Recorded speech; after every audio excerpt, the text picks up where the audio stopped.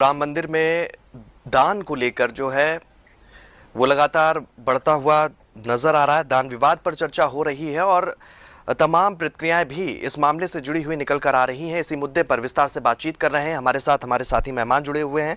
विकास पांडे जी, रुक आपका करना चाहूंगा, शुरुआत आपसे करना चाहूंगा।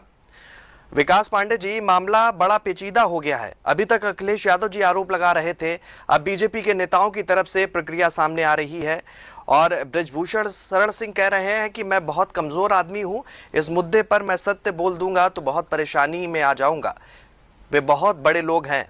बीजेपी प्रवक्ता रजनीश सिंह की तरफ से भी लगातार प्रतिक्रिया सामने आई है और फिर इसके बाद में संत समाज भी लगातार सवाल अब खड़े करने लगा है। किस तरीके से देखते हैं इस पूरे मामले को? शोभी जी, पहले तो बहुत बहुत धन्यवाद आपका जी। देखिए, जिस तरीके से उत्तर प्रदेश के पूर्व मुख्यमंत्री और समाजवादी पार्टी के राष्ट्रीय अध्यक्ष श्रीमान अखिलेश यादव जी ने एक बार फिर मैं इसलिए शब्द यूज कर रहा हूं क्योंकि जब से राम मंदिर का विषय आया है और जब से सुप्रीम कोर्ट ने राम मंदिर बनने का मार्ग प्रशस्त किया है, उसके बाद से कुछ विदर्भियों के पेट में बहुत दर्द हो रहा है और वो दर्द कई बार इतना हो जाता है कि जबान पर आ जाता है।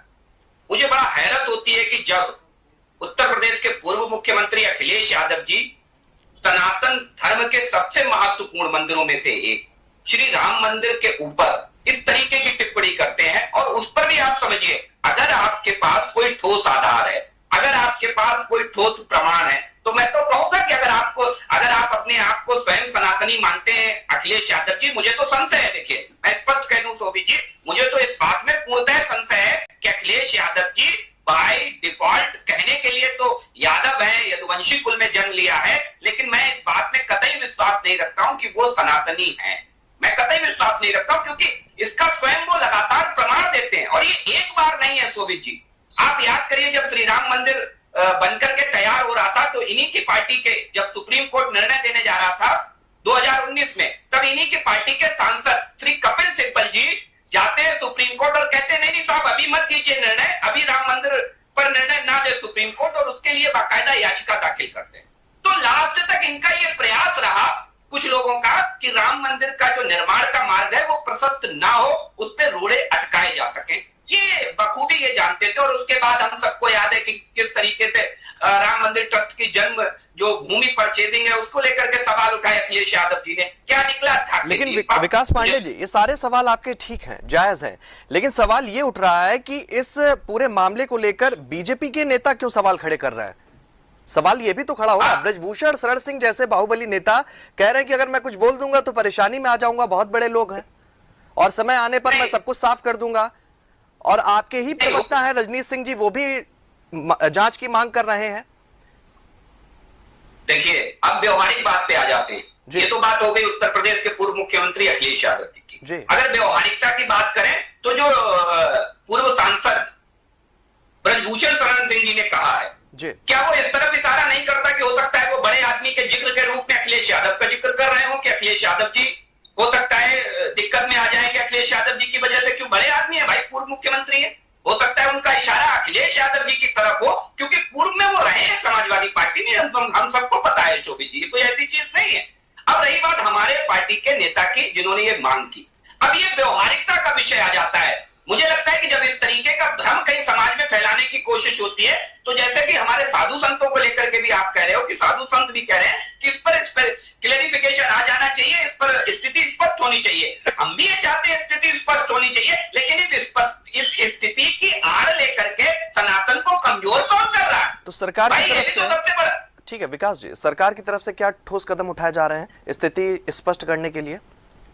नहीं, प्रधानमंत्री कार्यालय ने लगातार इस पर अपनी जांच रिपोर्ट मांगी है और वहां पर देखिए, सबसे बड़ी चीज समझिए, जो राम मंदिर ट्रस्ट के महासचिव है श्री चंपत राय जी, उन्होंने बाकायदा मीडिया में आकर के और बाकायदा बयान दिया और उस पर स्थिति स्पष्ट की और इसमें 3 लेयर व्यवस्था है। देखिए, कोई ऐसी चीज नहीं है जो हिडन हो, बाकायदा सीसीटीवी की निगरानी में, एसबीआई बैंक के कर्मचारियों के संरक्षण में ये पूरी गिनती होती है और सारे कर्मचारियों का आइडेंटिफिकेशन होता है। सारे कर्मचारी जो इसमें इन्वॉल्व होते हैं वो लगातार सीसीटीवी की निगरानी में होते हैं और जिसकी निगरानी बाकायदा टीसीएस, एक बहुत नामी ग्रामी कंपनी, हम सबको जानते हैं, और आईटी के क्षेत्र में बहुत बड़ा ब्रांड है।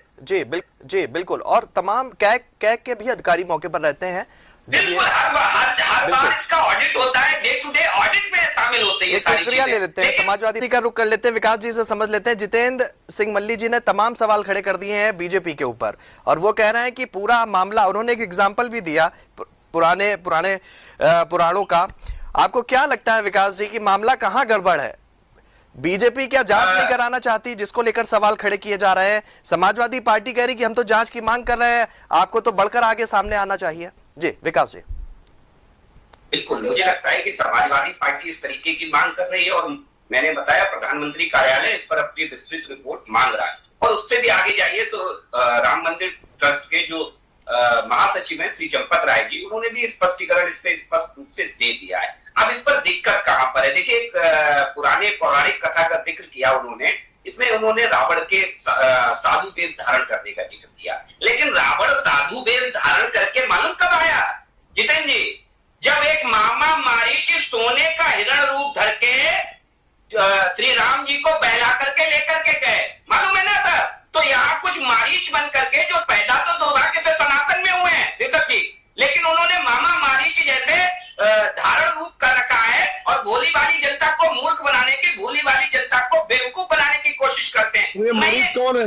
मैंने भाई मारीच तो लाल टोपी लगा करके घूम रहे हैं, आप देखिएगा जनता में मरीज तो वो है कि अरे मरीज तो वही होगा ना। भाई दुर्भाग्य से आप भी लगाए हो, लेकिन मैंने आपसे नहीं कहा। मैं आपसे कह रहा हूँ मरीज तो वही होगा ना, मरीज तो वही होगा जो खुद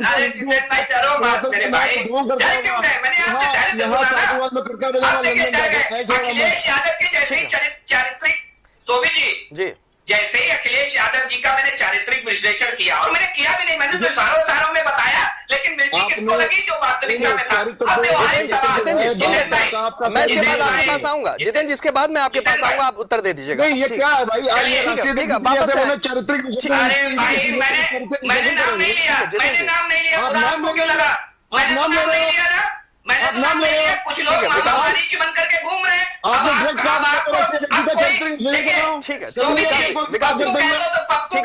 देश में बुरा किसे लगता है? ठीक है, क्या उनके लिए पप्पू कहा? आपने सार्वजनिक कभी कहा कि मैं तो राष्ट्रीय अध्यक्ष जो है उनका चरित्र विश्लेषण कर रहा हूँ? आप सुनिए मेरे भाई,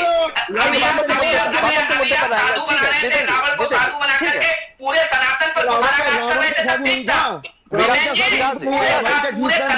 ठीक है जितेंद्र जी, अब जाते हैं। ठीक है, पूरे सनातन पर आप कर रहे थे, साधु के नाम पर पूरे सनातन को आप कटघरे में खड़ा कर रहे अच्छा हो। विकास जी, एक सवाल और उठ रहा है।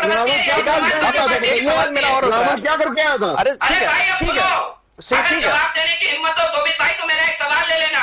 मुझे अखिलेश यादव जी को कुंभ में खोट दिखता है, अखिलेश यादव जी को राम मंदिर के प्राण प्रतिष्ठा में खोट दिखता है, अखिलेश यादव जी को राम मंदिर के चंदे में खोट दिखता है। कितने रुपए अखिलेश यादव जी ने राम मंदिर निर्माण के लिए चंदा दिया, जरा पूछ लीजिएगा, और उन्हें राम मंदिर में खोट दिखता है? अगर एक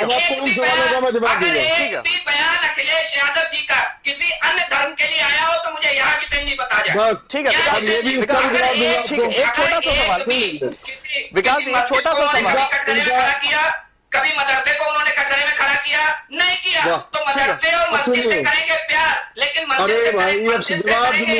ठीक है विकास जी, एक छोटा सा सवाल और ले लेता हूं, इसके बाद मैं जितेंद्र जी से प्रतिक्रिया ले लूंगा क्योंकि समय हो रहा है। विकास जी, आपको लगता है जिस राम मंदिर आंदोलन ने भारतीय राजनीति की दिशा बदल दी, क्या अब उसी राम मंदिर के दान और प्रबंधन पर उठे सवाल बहुत कुछ नफा नुकसान तय नहीं कर देंगे?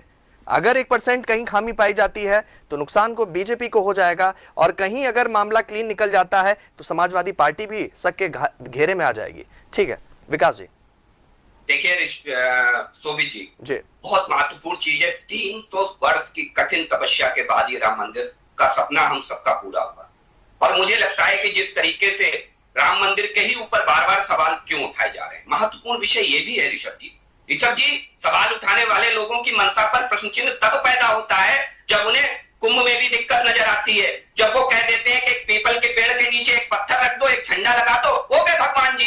तो ऐसे लोग जब राम मंदिर पर ही क्यों सवाल उठाते हैं, क्यों उस राम मंदिर के ही पीछे पड़ के रहते हैं? और मैंने विस्तार से भी आपको बताया था, ये इनकी दुर्भावना है, सनातन में दुर्भाग्य से पैदा हुए हैं। मैंने फिर कहा आपको, ये दुर्भाग्य से सनातन में पैदा हुए हैं, वास्तविकता में इनका दिल कहीं और है, मन कहीं और है, और राजनीतिक ठीक है, अब जवाब ले लेते हैं। ठीक है विकास जी, और टिकी हुई है। जी जवाब ले लेते हैं। शोभी जी, मैंने व्यवहारिकता से सवाल ठीक किया। है, मुझे ठीक है। केवल एक आरोप बता दें जो अखिलेश यादव जी ने किसी अन्य दल, क्या कभी मस्जिद को लेकर कोई आरोप लगाया? या ठीक है, मस्जिद में जवाब ले कुछ लेते होता ही नहीं हैं, है, जवाब सब ले कुछ लेते हैं चलता विकास जी, रहेगा। आपकी बात का जवाब ले लेते हैं। समय हो रहा है इसलिए मैं थोड़ा सा जल्दी कर रहा हूं।